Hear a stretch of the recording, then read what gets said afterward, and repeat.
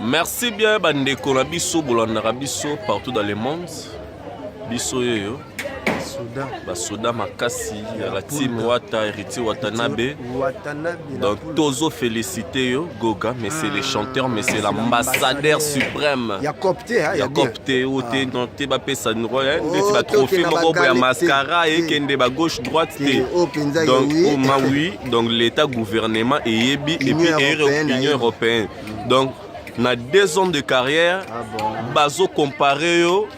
Na bateau va faire 10 ans, 20 ans, 40 ans, c'est que déjà ça va.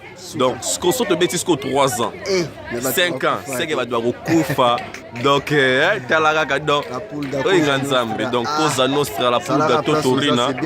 Moto na tembe to yebise bango makambo se banito tondo yebise bino ke Totorina moto na tembe. Voilà. Bando kansoloka ke ya ba GMS ko mo mo makambo par rapport à vitesse mais explication mo muketo opesaka na fille par rapport à Gloria Mama Emily, voilà. Ozomona tala parcours na yo. Bando tambol ba orchestre nyonso ba sepela na bona yo te. Voilà, oza pe chanson a bengana yo pona ki ndumbo ke ndo sana ngula isimbati yang iya ko fana bata modèle en plus pona Rena Bira répondre il faut sukula no makolo na yo il faut zomo sana contact ya batu ya voiture oyo iba il faut zomo sana pe $5 na o na déficit au somba crédit par rapport à janvier aux hommes biso pena batu chanter Rena Bira c'est un star. Voilà, Janvier Mangoké star par rapport à vitesse tant comme déjà ko tanga ba kombo Rena Bira ezo peser to comprendre bien tout pesaka kakipaka kokolo bazo kipaka biso kaka kipaka kokolo bako kipaka biso voilà bazo kipaka biso okipe biso bazo kipe biso biso pe to okipe bino to tikate sikoyo par rapport à vitesse mon frère Janvier Mangoké vient sur les news des stars Zoro m'a bien l'hôtel à biso mot de passe Karine Mokonzi la baronne 3 fois la baronne par rapport à Poto 5e vitesse donc par rapport voilà. Donc, Raissa Moukousé a le Lydia Kapajika, 10 000 familles de Chetia Koro, ma chérie. Mais la ligne bête, c'était. Oh, Nganzambe. Anna, aïe. Maman Mili. Mobali Nino Madalinga yo, Obimisi Mabwena TV. Omondengo oze wane bola tala omoninga nde nazabi nga na tika makambo ko finga pe na finga ka dona tika ba makambo wana tu wana ozo comprendre et puis na ba page moko boya pamba ya sans impact wana ba vidéo ya kala bolinga botsanga na problème na conflit na ba artiste musicien et kosimba te ozo comprendre ven na ndenge za wana Rena Bira azali leki ya ba artiste ebele nazali pe master pe ya ba artiste ebele ope ba pe ba star ba sape ba mangapi ba collègue nanga ozo ko tout ça la musala mo ba musala TV biso nyonso to ba star mais oui évidemment azate biso tout la mala na YouTube